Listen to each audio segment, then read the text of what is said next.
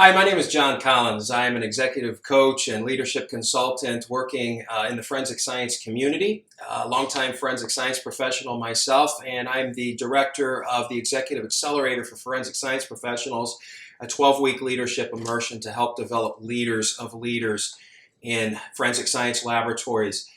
In this video, I have a conversation with a very good friend of mine and colleague, Kermit Channell, who's the executive director of the Arkansas State Crime Laboratory, and he was recently recognized with a very prestigious award in the forensic science community called the Briggs White Award, which recognizes leadership excellence in forensic science. And unfortunately for both Kermit and for the American Society of Crime Laboratory Directors, their 2020 annual symposium had to be canceled due to the coronavirus pandemic that is currently gripping the international community right now. And I wanted to take an opportunity to actually talk with Kermit and interview him and get his thoughts on his career in forensic science and certainly his career as an executive leader in forensic science, in recognition of the achievement of being recognized by his peers with the Briggs White Award. Kermit began his forensic science career actually with the medical examiner's office in Arkansas in the late 1980s, and he became the DNA supervisor and technical leader for the state of Arkansas in 1995. And in 2007, he was appointed by the governor as the executive director for the Arkansas State Crime Laboratory. In this interview, I get a chance to sit down with Kermit, talk about the Briggs White Award and what that meant to him, but also about his career in forensic science and something that I think you'll enjoy, what he says would be the advice that he would give to his younger self if he could go back in time and do so.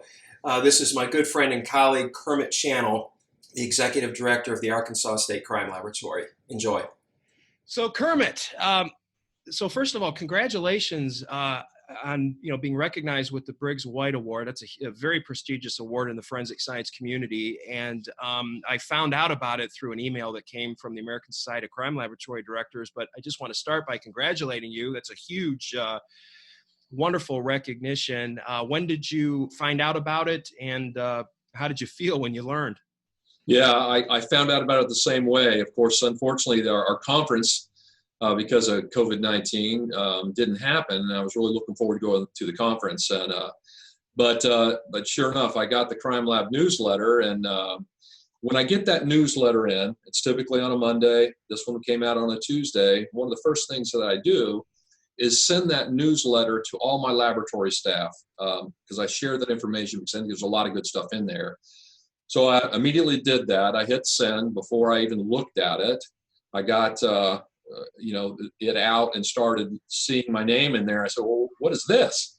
I was shocked. So obviously I was humbled by it, and I was honored by it for a couple reasons. Number one, one of my assistant director actually wrote a really nice piece in there, I guess, for the nomination part, and so it's humbling, to read something like that about yourself, and kind of through the eyes of someone else that is recognizing you for your work. So, yeah, it was. Yes, I almost cried. Yeah, well, and a lot of people don't realize that that award is actually the recipients are listed on a plaque, and that plaque stays at the FBI laboratory in Quantico, Virginia.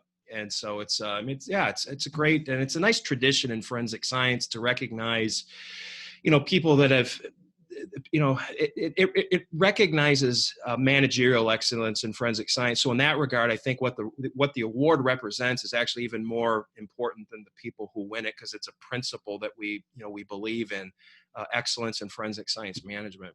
Yeah, absolutely. I couldn't agree with you more. And it's, but it was a shock, and it kind of took me off my feet for a minute. Well, it's well deserved. I mean, I've known you for a long time, so I was really excited when I saw that. One of the question I wanted to ask you, Kermit, this is always a fun question to think about, is, had you not gone into forensic science, what other career do you think you would have been good at? Well, I tell you, I didn't, like a lot of, I guess, forensic practitioners like myself, a lot of us don't actually go into forensics because that's what we know or what we want to do, especially when we went in, because forensic science was a little bit of an unknown. So I was on my way to medical school, actually. That's why I first came to the crime lab working for the medical examiner's office, is to kind of learn anatomy 101 real time, not in a textbook. And, so I spent time with the medical examiner's office. I bounced to New York. I was there for about 3.5 years and working at, doing basically a rotation in pulmonary medicine.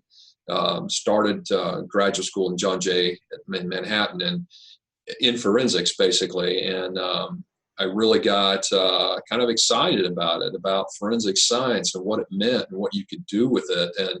And that's what brought me back to Arkansas in 1990 then is to, basically back then, I was employed to do basic serology. This was right before the dawn of DNA and forensics as we know it today. But that's kind of how I ended up here. But, my first true love was, I had aspirations of going to medical school. In retrospect, I'm kind of glad that I didn't because of my personality type. I probably would have never had a family because I would have been ingrained 24/7 in a hospital environment. But that was my first true love, if you will. Yeah. I'm going to throw a question in here. I wasn't expecting to ask, but I want to at least acknowledge this COVID-19 situation. This is affecting a lot of people, but from your perspective as an executive level leader, having to respond to this, what has been your priority or your focus to help your team get through this?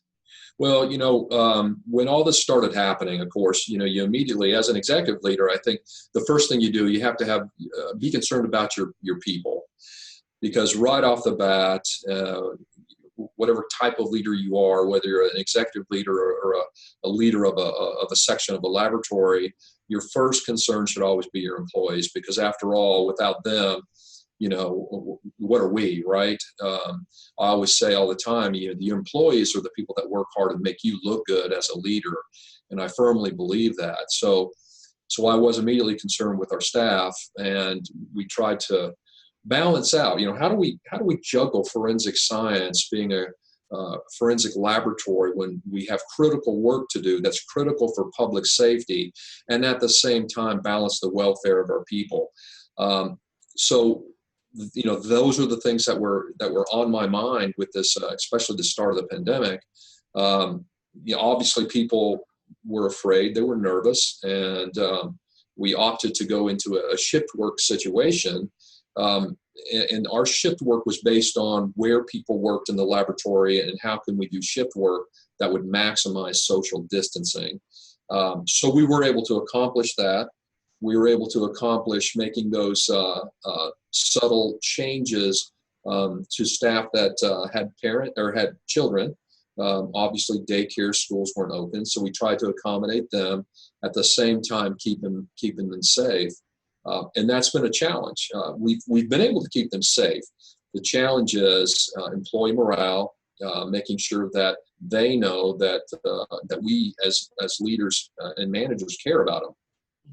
So immediately, we start, and we still today, we have a 9:00 meeting with the staff every day just to address their concerns. Because one of the things that we have to always realize is someone's concerns or perception is in fact their reality. So you have to address them, you have to listen, and you have to pay attention to their needs. So I know that's a long answer for that, John, but that's the types of things that we've had to do to balance those two worlds between our customer, public safety, and our own employees.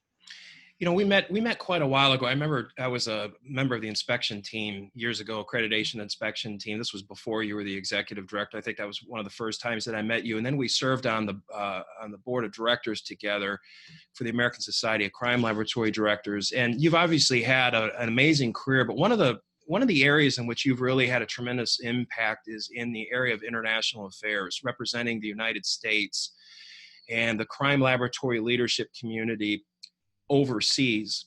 And a lot of people in the United States in particular, we understand things that go on overseas, but we don't necessarily fully understand some of the priorities that exist for our community overseas. And I was wondering if you could talk a little bit about what some of your goals have been in going overseas and some of your international affairs And what is it that you were trying to accomplish? Well, I tell you, I was very fortunate to be in the role that I was to start with. And, like serving on the ASCLD board was my, what catapulted me into this. I actually came off the board, I believe it was in 2011, and I was asked at that time if I would be interested in being the liaison in an organization called ISFA. It's the International Forensic Strategic Alliance. And, of course, I jumped at the opportunity because it was very exciting to be able to have a bigger role in the forensic science community on a international level. And what the main purpose of that organization was really to build networks, because sometimes here in the United States, we take for granted the way our network works and the interaction that we have as a group in ASCLD, and the type of communication that we have, and which is very beneficial, as you know, John, for what we do. Well, that's not always true in different countries. And so that was one of the main goals and missions. Take South Africa and North Africa is to make sure that we could try to build forensic science networks. And so that was the real goal with ISFA, is to try to have that network available. We could share information with them, and they can share information with us, because it's critical. And one of the highlights that came out of my work with ISFA, for me personally, is I had the ability to bring forensic scientists from South Africa into our laboratory and spend time with them so they could understand our processes, our procedures, the things that we did in the laboratory that they could then carry back to their own country. And that's very fulfilling, because we all, I love to think that we all do this reason we do this job for a specific reason. I think we're all somewhat called to these kinds of positions. And I think that's the way we give back to society. So that was one of the big things that I really got from that organization. And so that was very fulfilling. And after my life, as you will, as a liaison with that, I was asked to serve as the chair for the United States on TC 272. And what that is basically to try to establish guidelines and quality documents that are internationally broad, like ISO documents, and that's what the goal was.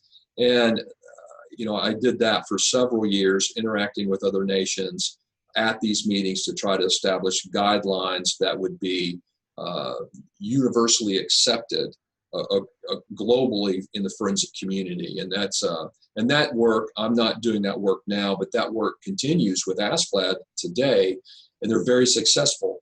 But again, it's another fulfilling thing that you're giving back to the community globally, which is going to have really a dramatic impact on how we do our business.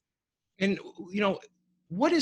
can you think of a lesson or maybe even a surprise, something that you learned personally as a result of your international activities that you wouldn't have learned had you not gotten involved in that? What was an aha moment that you had? Well, I think one of my first international meetings, the aha moment for me was the difficulty in getting experts from around the world together in a room and to agree on concepts.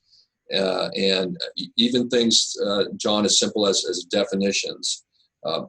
And I think that was the really a moment for me to understand as a leader, especially, is that you have to be silent. You have to take the time to listen to the other voices internationally, if you will, to listen to the way they think things, the way they perceive things, and the way they operate in their forensic laboratories. And I think when you do that, good things happen, because you realize that we all have the same goals. We all want to protect society. We all want to use science to its best ability to do those things. And I think that was the big thing for me is we have the same issues, whether it's funding, personnel, those types of things are consistent across borders. We have crime is not geographic. It's not just in Arkansas. It's not just in Detroit. It's international, and I think that was another big thing for me is understanding how we can build documents, how we can improve forensic science that helps us all globally, and to communicate with each other and find that common language, if you will, to make this happen. And it's difficult and it's trying, but it's extremely worthwhile. And I'll tell you the other thing that bigger than anything, I think for me personally, when I started to attend these international meetings, is the amount of respect. And I don't think a lot of people understand this, but the amount of respect that that people outside of our borders, they actually look at the United States. They look at ASCLD as a guiding rod, if you will. And I guess I really didn't realize that until I started doing international work. So, and that was extremely humbling again for me, because the work we do here in the United States is reviewed and looked at in a global fashion. And if we're not at the table as a country with forensic science, then we're really missing the boat, because they expect us to be there. And you answered one of my questions about, why is it important for leaders in the American forensic leadership community to pay attention to international affairs? I think that goes without saying, because one of the things is that the United States government increasingly is recognizing the importance of helping criminal justice systems around the world be more stable, so that they can identify perpetrators of smaller crimes before they radicalize and get into international terrorism and that kind of stuff. So regions with strong criminal justice systems are less likely to produce radical terrorists. But so it's all very important. But what advice would you give to an emerging leader in forensic science, maybe somebody that's a new forensic laboratory director or laboratory system director? How do they keep abreast of what's going on internationally? What would you tell them? Well, I think our organization, ASCLD, is vitally important to do those things. I think you have to, especially a new director, has to get involved, because it's very easy to be sedentary. And what I mean by that, it's very easy for me to sit in this laboratory and take care of my own people, take care of what we're doing in Arkansas, and not worry about those things. That's the easy route to take, but it's not the right route. You have to, as an emerging leader in forensic science, you have to, number one, have the passion to get involved. And once you find that passion and belief in what you're doing, number one, that you're a public servant doing something good for mankind, then it's like a lightning bolt that hits you. You have to get involved and you have to be active. Otherwise, you're drawing a paycheck, you're a figurehead, but you're not doing anything great for society. So, that's my big message, I think, to new laboratory directors and people that are coming up through these systems, that you have to believe. Number one, you have to believe in what you do. You have to have that vision. You got to know where you want to be, and you have to have those lofty goals where people look at you and say, "Man, you're crazy. You're never going to accomplish that." But the response should be, "But you know what? I'm going to try." And I think that's where you have the fulfillment in a job like this. But that's the attitude you have to have when you come in. And one other thing that I'd like to comment too, John, on the international, I've had the experience to go to Mexico with the Department of Justice through ICITAP. And the goal there was basically to go to some of these laboratories and to help them become accredited and, again, share technology. And here's the thing, the eye-opener for me. When I went there, some of these labs were just in bad shape. They were underpaid, understaffed. The facilities weren't very well at all. They weren't good at all.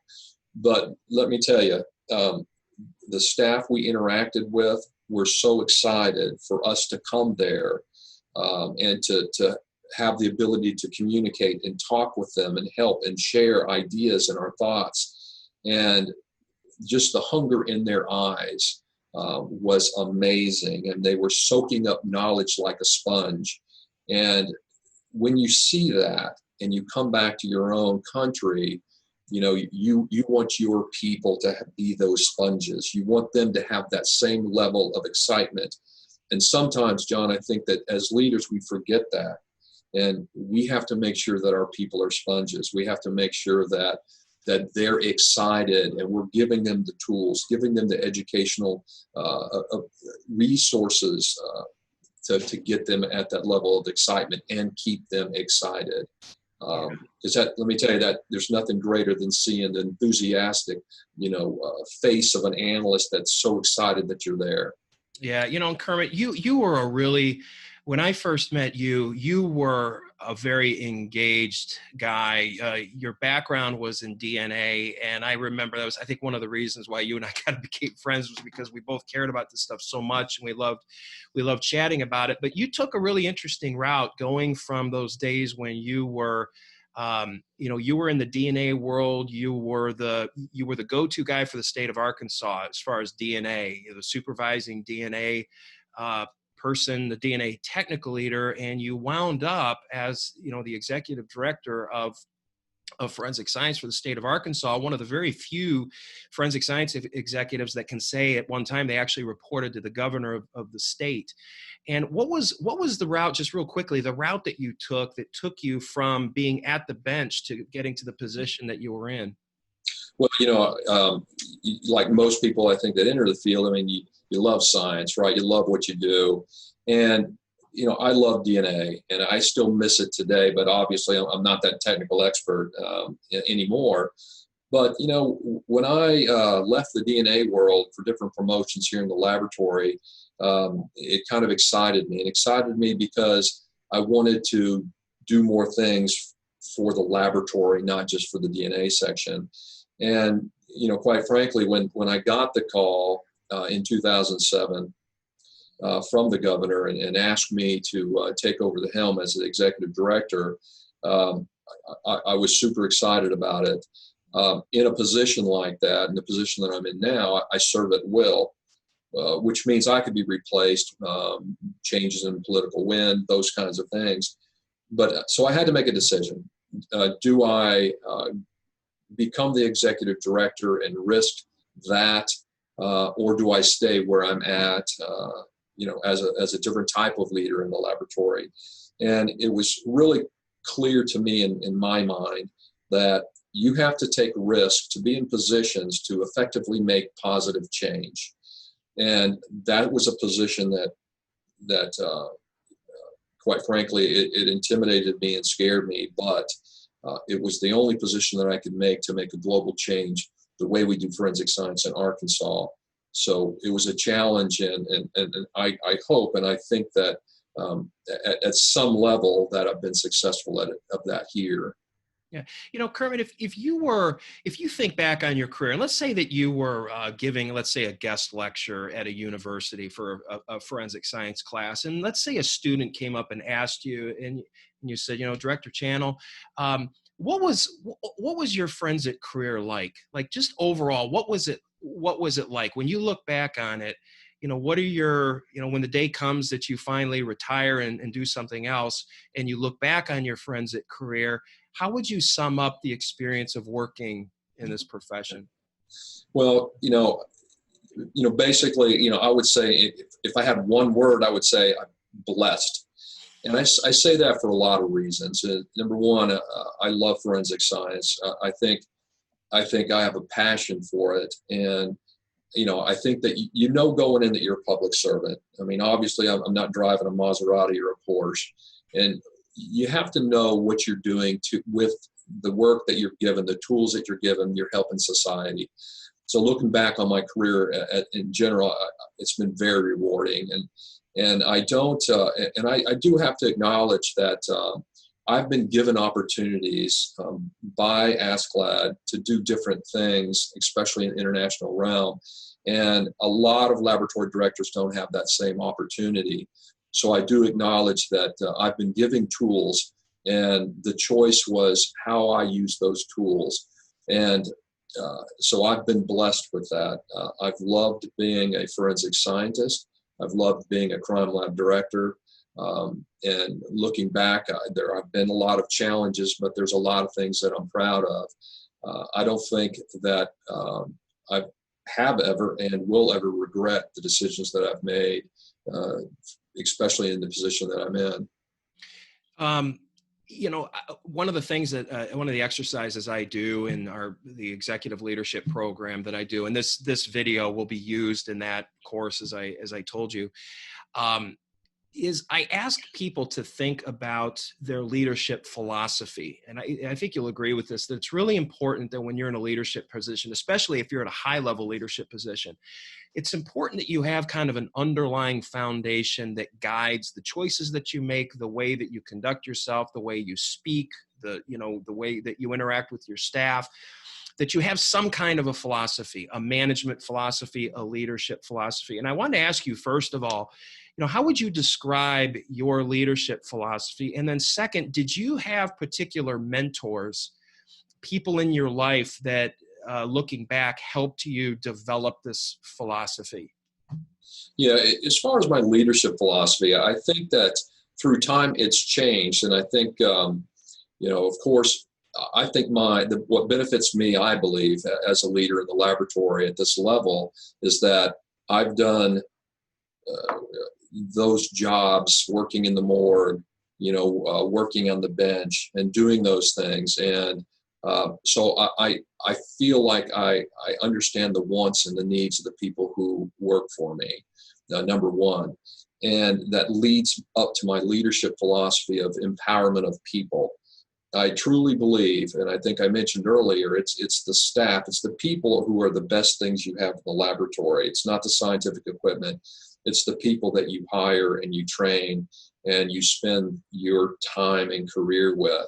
And I think empowering those people, trusting those people to do their work is the most important thing as far as a leader, as far as I'm concerned, because they know every day what they do. They know the right ways to do things. They have the best practices because they're doing it every day. And I think a leader has to trust their people. A leader has to give them the tools and empower them to make decisions. And I think when you do that and you surround yourself with good people, then you as an executive leader will thrive and have success. And as far as mentors, a couple, I have to say my father was a big one. My father was a career electrical engineer with Western Electric back in the day. And, that was the days when, you went to work for a company and your goal was to get that pension, to have that 30-year pin or whatever it is, to wear that gold watch. And I saw my father. He was a hard worker. He was a dedicated, clear communicator. And so I always wanted to aspire to be dedicated like him. The second one was when I first came to work for the medical examiner's office. Our chief medical examiner always took the time for me, always taught me, always stopped in the middle of a complicated case to explain what he was seeing medically. As busy of a man that he was, he always took time to listen and to help, to teach, and to mentor. One time in my career, I was a little frustrated, and I was looking around for other jobs in other states. And he came to me one day, and he said, "Kermit," he said, "just be patient, work hard, good things will come." And I took his advice. I listened, and I did the best I could. And I think that that was important to me, that he would took time out of his busy schedule to do those things. So those are the two mentors, I think, as far as in my world of forensic science and kind of why I'm here today. But I do believe I'm a strong advocate of your people. They're the best thing that you have, the best thing that you have. We talk a lot about in our program, making a distinction between what I would call, base leadership, management, supervision, and distinguishing that from what we would call executive leadership. So there's a point in time where some people in their careers will get to a point where they can look at themselves in the mirror and they can say, you know what, I'm an executive. And there's different definitions for it. The one that I use is that executives are leaders of leaders, that not only are we leading people such as yourself, but you're also leading people who are leading others. And so you're trying to be a mentor and a coach to individuals who are developing their leadership skills. From your perspective, Kermit, what do you see as the things that distinguish an executive from other kinds of supervisors or leaders? Well, I think, the big thing for me as an executive leader, you have ultimate responsibility to make those decisions that impact a lot of people. It impact the leaders of your laboratory, and that's a daunting thing, and that's something that executive leaders really need to consider, the actions that they take. As opposed to, let's say, as far as I'm concerned, you can be a first day employee and actually be a leader. And you can be a leader in a lot of ways. As a supervisor, you can be a leader and a manager. But as an executive, I think that you have to acknowledge those kinds of roles. And you have, as an executive, the people that are under you, you have to understand, they need to understand, and you have to articulate your vision and your mission. And they need to be on board with that. And if they see you live those things, they will follow you. And I ask myself the question I've asked other leaders in the laboratory. It's like, if you look at yourself in the mirror, if you look at your daily activity and your actions, would you follow yourself? And that's the thing. It's you have to take that, look in the mirror and ask yourself, would I follow myself? Would I follow myself as a leader? And those are the big differences that I see. So executive leadership is a big stick that you can wield, but if you don't wield it properly, you will fail. So you have to make sure that the actions that you take, your communication is clear. Otherwise, you will fail. So you have to do that. I'm a hands-on guy. I have staff meetings. I walk the lab, which is extremely important. I let them know, even though I am in an executive position, is I'm part of the team, and I'll roll up my sleeves any day of the week to help them out. And I'll stop and listen to their problems, whether it's work-related or home-related. And executive leaders need to not lose touch of that. For sure. A phrase that I like and I use a lot is the greatest coach or mentor that you could have is the one you can't have. And that's if your older self could come back and visit you and give you advice. And if you look back, first of all, leadership is challenging. Forensic science is challenging. Our criminal justice system, especially here in the United States, is extremely adversarial. There's a lot of politics in criminal justice. And so being a forensic science executive is very, very challenging.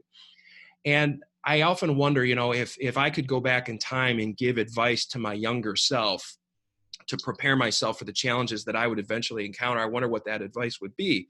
And I want to ask you that question. If you could go back in time to your younger self before you became the executive director, what kind of advice would you give to yourself? Well, I tell you, looking back to my younger self, I think that I would say, number one, you have to have patience. And with that patience, you have to also learn from your experience, because we all get frustrated. I think when we're young in our career, maybe it's pay. I don't know what it is. I know for me at one point in my career, it was simply pay. But you have to have patience. You have to keep your passion. You have to know why and remind yourself. Unfortunately, sometimes we just have to remind ourselves of what we're doing. Why are we doing this job? And, am I happy? So you have to do that. You have to be patient and do that. But also you have to look for those gold nuggets, because in everything we do, there are gold nuggets, and we need to latch onto those and write them down through your career. And if you do that, then you can reflect back on the wonderful things or the great things that have happened along the way. And you can't lose sight of that. You can't get discouraged, because what we do in forensic science is extremely important. And so if I had to go back and tell my young forensic scientist self that, it would be, just keep fighting the good fight, knowing what you do is worthwhile to the citizens that we all serve. You got to keep that in your forefront. Unfortunately, sometimes we lose that path, and maybe it's because the leadership at the time isn't encouraging us. So you have to hold on to that, grasp those gold nuggets, write them down, and reflect back. One of the more intimidating things that I think people think about when they are on the cusp of going into a forensic science executive leadership position is dealing with the legislative and political issues that you invariably encounter in that particular role. So if you're, the director of a state laboratory, you're going to be working with the legislature on legislation. If you're in a county lab, you might be dealing with the county board and local chiefs and sheriffs, that kind of thing. But politics and legislation are one of the things that distinguish executive level leadership and forensic science from other kinds of leadership. And I was curious, when you look back, Kermit, what were some of the, one or two of the more memorable legislative or political things that you encountered, and what advice do you give to people that are new to an executive leadership position in forensic science for how to be effective in working with policy-making bodies, legislative bodies, and certainly political entities? Yeah, and that's one of the biggest hurdles I think that I think executive leaders have to deal with, especially in a forensic environment when you're within a laboratory setting, and now you're thrust into the world of politics and helping to craft legislation and argue and fight for a budget or personnel. But the thing about it is, John, is that number one, you have to be charismatic, because right out of the box, it's like people have a first impression of you based on the way you look, the way you talk, how friendly you are. That's just a fact of life. So knowing that, you have to somewhat become an extrovert. You have to not be afraid of shaking someone's hand and being truthful and honest on your needs and why you're there. And that sometimes is difficult, but you have to interact. You have to interact often, because I believe most of the politicians that you deal with, whether it's a local or state, I think most of them are there for the right reasons. They will listen and they will help you. And I think that's the big thing. I've dealt with a lot of issues really over the last probably 14, 15 years that I've been in this position that I'm proud of. Number one, the abolishment of the statute of limitations on sexual assault, which has always kind of been a passion of mine, dealing with that type of legislation, and mandatory submission of kits and things of that nature. But in order to be successful in driving or helping create legislation, you have to be truthful, transparent, and honest, and you have to be able to communicate those kinds of things with these legislative bodies. Convicted offender legislation. When we started convicted offender legislation in 1998, we were able to add different offenses to it through time. But even at that early stage in my career, I was asked to interact with the legislative body on helping them to understand DNA and what these databases were all about. So I think when you're in those situations, when you're asked to do that, and oftentimes, like you said, as an executive director, that you have to let your passion out. You have to get excited about why you're there and what you're doing, because it is contagious. When they see and understand why you're there and the passion you have for what you do, and your concern that you have for public safety and the issues that we all deal with as forensic scientists, then they will stop and they will listen. And I think that's the biggest thing. And you can never give up. You can never give up. And so, those are the things that you have to do. But you have to be willing to do that. You have to be willing to make compromises. And maybe there's small changes that you can make. And then next session, you come back and you add to it. And you have to establish that. Yeah, it's hard. It's hard to expect somebody to make an issue important to them if they don't believe it's important to you. Absolutely. And so that that charismatic side, and that's one of the great, and you bring up a great point, because that's something in Western society, we tend to think that extroversion is good, introversion is bad, and that's not actually the way it works, because they're neutral.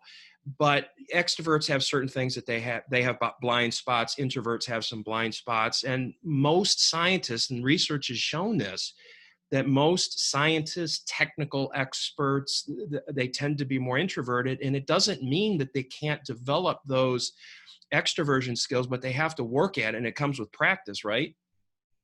I mean, yes, absolutely. And you have to, is it always comfortable? Is it always easy? Absolutely not. But again, I think that you have to show your passion for what you do. Because I truly believe a successful executive director, a successful leader in a laboratory has to be passionate about what they do. And because people will see that, they will gravitate, they will believe in what you do, and they will follow you. When we talk about politics, obviously some of the more challenging politics that we run into in forensic science are the internal politics that happen within our own agencies, within our own span of control as a leader. And so there are so many competing interests in the criminal justice system in forensic science, but crime laboratories, forensic science laboratories are dealing with their own internal issues. They have parent agencies oftentimes that have their own expectations and demand. There's competition for resources. You have stakeholders and customers that have their demands. They want their cases worked faster. They want their cases prioritized above others. And those can be really challenging political, I don't want to use the term battles, but they can be, those are political dynamics that can be really challenging. What has been your approach in Arkansas to handling those? Because they're part and parcel to being a leader in forensic science. So how have you handled those? What's been your approach? Well, those come at you all the time, John, as you know. And one of the things, you have to establish good relationships with your partners, with your criminal justice partners. So I'm talking prosecutors, sheriffs, chiefs, public defenders, across the board. And I think that,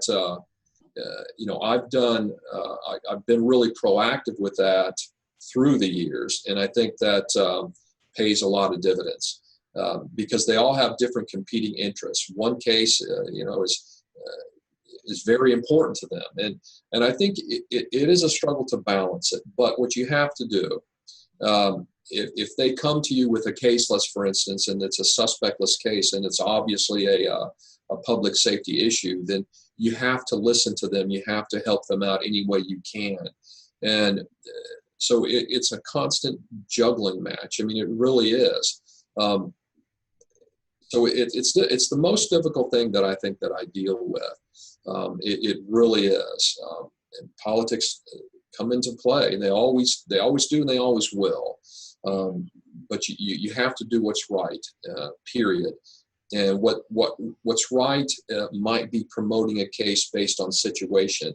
What's right might be working over a weekend to get the answers they need to keep the people safe. Those are the things that you have to do as a leader. And you have to balance those things. There's expectations out there, obviously, of things that we can and should do, that we can't and shouldn't do. But we have to address those things respectfully and educate. I think we've done a good job here, but I know these are issues that all crime lab directors have to deal with on balancing those kinds of political things out there and different people's objectives, if you will, or concerns. So there's not a great answer for it, John, other than you have to establish good relationships because we have to be fair. We have to be objective. No rule to me is in black and white. There's always gray. We have to consider, we have to listen, and at the end of the day, we have to do what our gut tells us is the right thing to do for the case and for the people that we serve. and somebody in your position has had a lot of, time management is a huge thing. And it's interesting, at the time that we're recording this interview, there's a couple things that are going on. We're in the middle of that coronavirus pandemic, hopefully kind of past the peak. But also in the Executive Accelerator for forensic science professionals that I do, next week we're going to be covering time management strategies.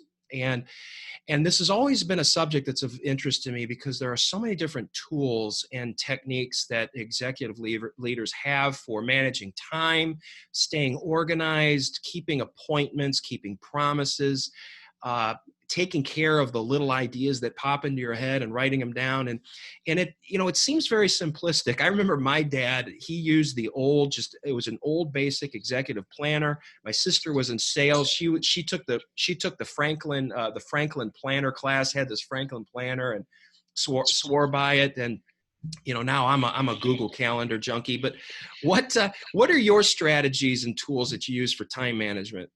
Well, I tell you, I've been through Lean Six Sigma, and I've tried to use all the tools. And actually, the laboratory is a Lean Six Sigma laboratory, and I've gone through the Green Belt certification, so I've tried to pick those tools that work for me.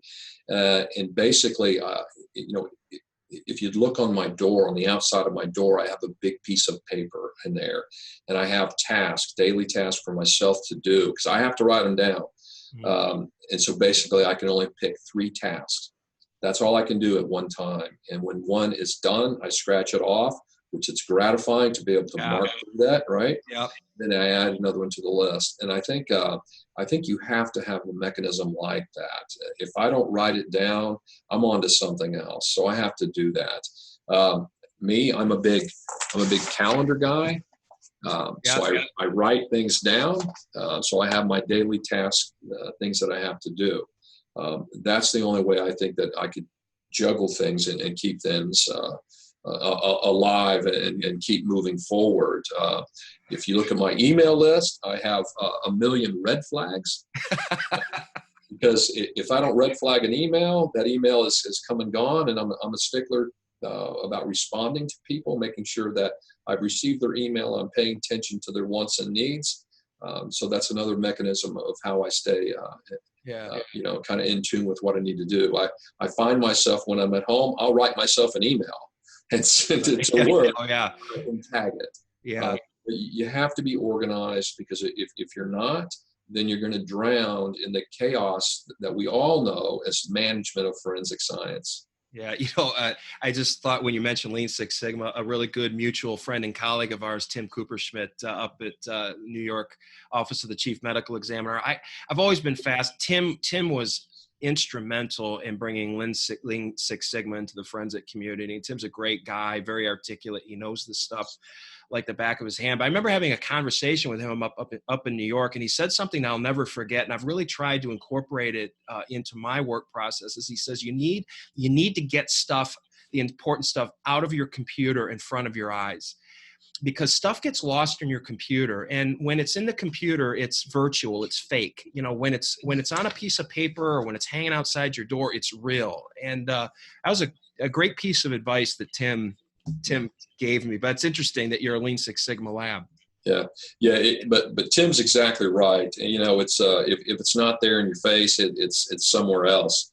And that's why mine, for instance, on the outside of my door, not only for me to see, but what's also equally important for others to see, because they need to know that I'm not a figurehead sitting here. They need to see my list, and that I'm scratching things off, and that I'm being an active manager. Because if you're not active, if you're stagnant, then no matter what business you're in, you're not going to be successful, and you're going to be stagnant. And forensic science, we can't afford to be stagnant. Right. No, we can't. Last question I have for you, Kermit. We obviously were at an interesting time, the turn of the century. There was a lot going on in forensic science. We had the formalization of CODIS. We had all of the issues being raised by the Innocence Project. We had the accreditation going to ISO 17025, and there's just constant change. What do you think the next 30 to 50 years are going to look like in forensic science? And if you were to take some guesses, if you're inclined to do so, what do you think we might see, or people that that we hand the torch to, so to speak, might see in their careers? Well, I think obviously, technology moves quickly and it moves fast. And that's one of the difficult things with forensic science. You have to keep up. You have to be in tune with what's going on. So, I think, if I had a crystal ball looking forward, I think that we're going to be more automated across everything that we do. And interestingly enough, because of the pandemic that we're going through, I just wonder how that's going to affect forensic science, the way we do our business. Obviously now around the country, we have forensic scientists that are actually doing some work remotely from home. The social distancing, I wonder how much of that is going to play into our future court testimony, doing video testimony, things like that, that maybe we haven't been that successful with in the past. Maybe we will be in the future. I think those are big changes for us. But I think as technology advances, I think that we're going to be able to do more things remotely. I mean, obviously we can't run instruments, but I have a feeling that we're going to change the landscape of how forensic laboratories operate. What I would like to see, as far as if I had to put some things out there, is, as you know, we're in an adversarial system. And I think we will always be in an adversarial system. But I would hope that at some point might change, and that prosecutors and defense can have one goal, and that goal being consistent to punish the right and incarcerate the right individual. And I know those two goals from prosecutor and defense, they don't have the same objective. We all should want ultimate truth. And I think that's the one thing that I would hope in the future that it would hold for us, is that, that we're doing the right thing for society.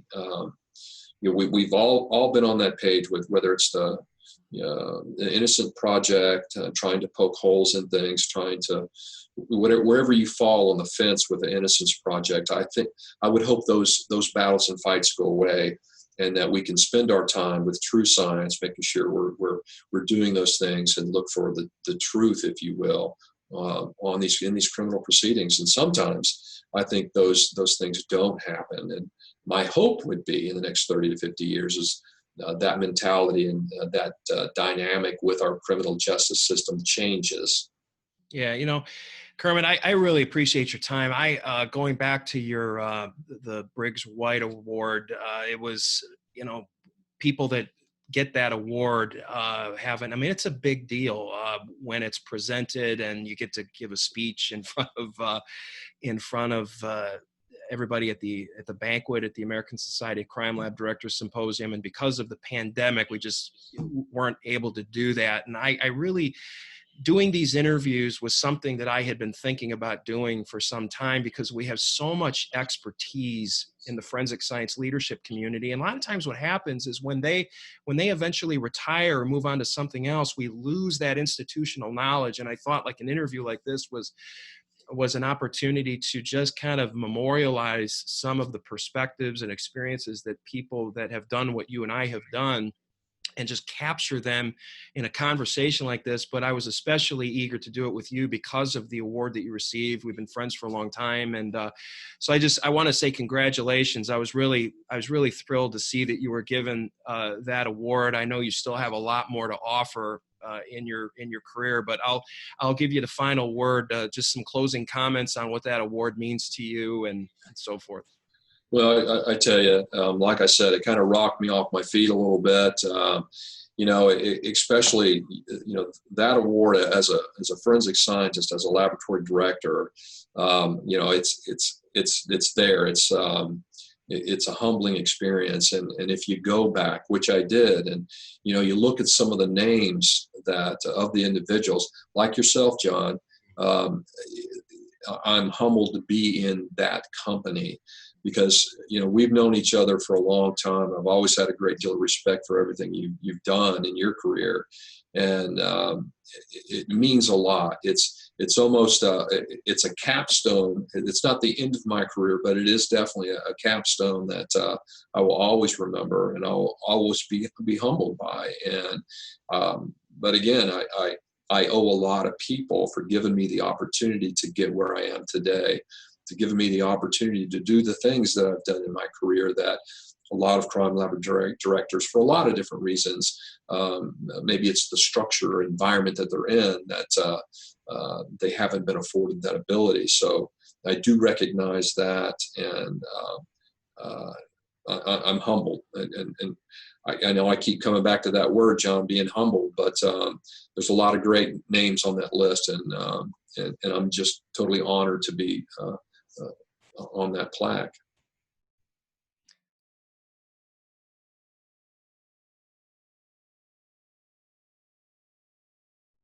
Let me see.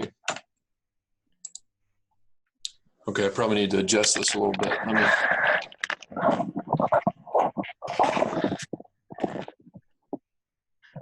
You know, I thought you'd be better looking through the computer, but you're really not.